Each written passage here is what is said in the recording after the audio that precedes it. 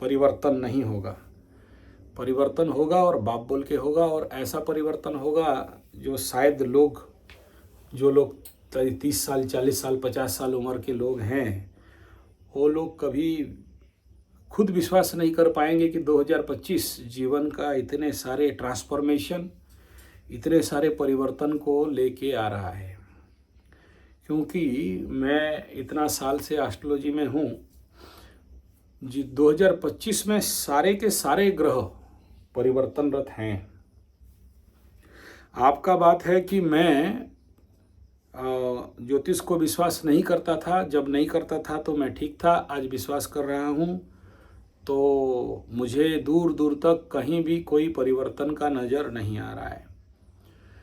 और मुझे मार्गदर्शन करें कि मेरे जीवन में कोई परिवर्तन आएगा या नहीं आएगा। 2025 ही परिवर्तन का साल है, कोई ज्योतिष माने या नहीं माने। और आपका ये व्हाट्सएप मैसेज क्वेश्चन से पूर्व मैं विगत 3 घंटा से इसी वहापो और उथल पुथल में मैं विचार के समंदर में तैर रहा था। और मैं यही सोच रहा था कि 2025 में इतने सारे जो परिवर्तन होने वाले हैं, इसका आभास कैसे किसी को नहीं मिल रहा है, और लेकिन मुझे पूर्णतया मिल रहा है। और इस सारे चिंता नहीं कर रहा हूँ, चिंतन, विद्वत्ता के चिंतन तत्व में चिंता अलग शब्द है, चिंतन अलग शब्द है। चिंतन का मतलब अलग है, चिंता का अलग मतलब है। तो इस चिंतन के उहापोह में मैं जब अंदर डूब गया था तो वही सोच रहा था कि ये जो परिवर्तन लोगों को नहीं दिख रहा है, ये सभी व्यक्ति विशेष के लिए पृथक पृथक, भिन्न भिन्न, बिलग बिलग, अलग अलग है। और इसको समझ पाना भी बहुत बहुत कष्टकर विषय है, क्योंकि कॉन्शियस और चेतनापूर्ण व्यक्ति ही इस परिवर्तन को अनुभव कर सकता है। हर एक मनुष्य का परिवर्तन अपने विचार, स्थिति, स्थान, काल, पात्र और एनर्जी, एनवायरनमेंट के ऊपर, टाइम, स्पेस, एनर्जी के ऊपर भिन्न भिन्न प्रकार के ड्रामा, भिन्न भिन्न प्रकार के नौटंकी, भिन्न भिन्न प्रकार के नाटक मंचन होते हैं, होंगे, होना बाध्य है। मैं कई दिनों से बहुत प्रचंड व्यथित रहा जब शुक्र मीन राशि में प्रवेश कर गया था। बोला, अरे यार, हम तो नीच शुक्र का ड्रामा, नाटक मंचन देख लिए, तुला का शुक्र का मंचन देख लिए, मकर का शुक्र का मंचन देख लिए, धनु का शुक्र का मंचन देख लिए। और मैं अपने जो यहाँ के अभिनय करने वाले ड्रामा के ग्रुप हैं मेरे, मैं उनको कौन से शुक्र के कौन से ड्रामा का क्या मंत्र और क्या आयुर्वेद और एस्ट्रोलॉजिकल मंत्र और जड़ी बूटी देने से ड्रामा में कैसा मंचन होगा, मैं इसी के ऊपर बड़ा जोर रिसर्च करता हूँ। तो इस समय शुक्र राहु के साथ उच्चस्थ और बकरी उच्चभंग कंडीशन पे, इस समय सूर्य, बुध, शुक्र और राहु मीन के स्थिति में ड्रामा कैसे, नाटक कैसे, एकांकिका, स्वल्प नाटक, गल्प नाटक कैसे मंचन हो रहे हैं, मैं उस परिवर्तन को देख रहा था। और इसको अनुभव करना है ना, तो मेरा उस चैनल में आना पड़ेगा आपको। मेरा 3 ड्रामा, नौटंकी, नाटक मंचन के ऊपर एक हिंदी चैनल है, 2 उड़िया चैनल हैं। मैं बहुत रुचिकर व्यक्ति विशेष इस क्षेत्र में, अभिनय और मूवी क्षेत्र में बड़े सारे एस्ट्रोलॉजिकल रिसर्च देखता हूँ।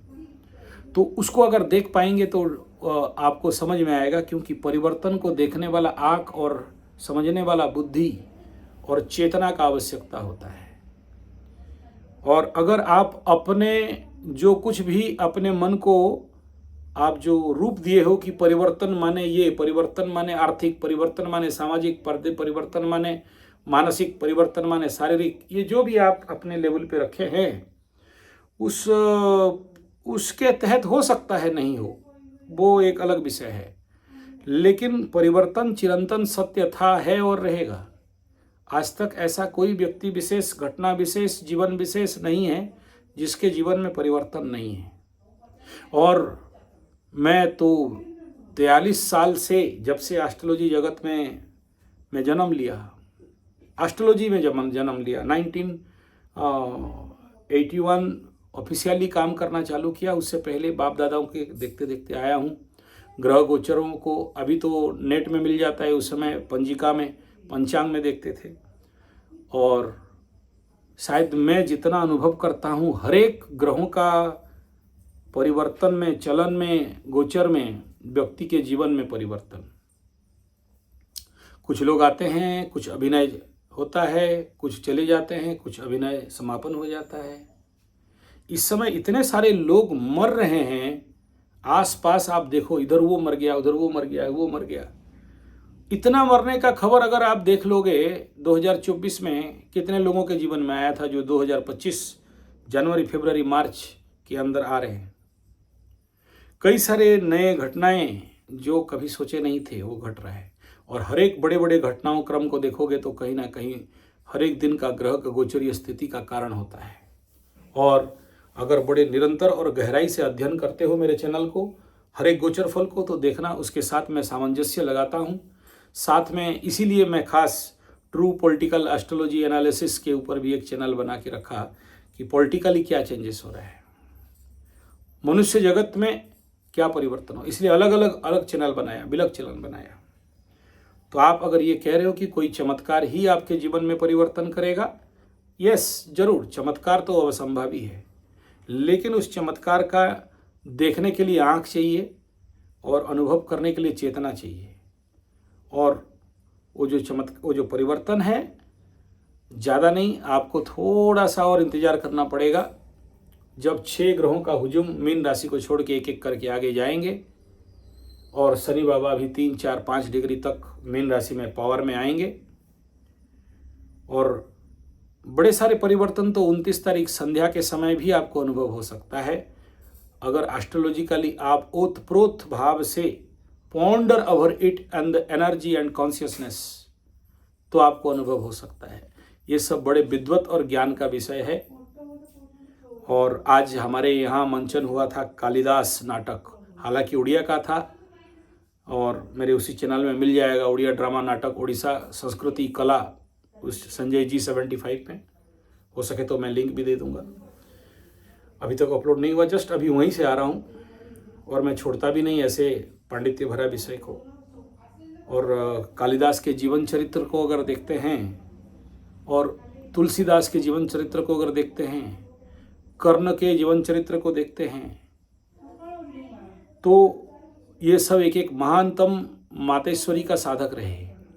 बिना माँ के कहीं किसी के मुख से कविता निर्झरण नहीं हो सकता है।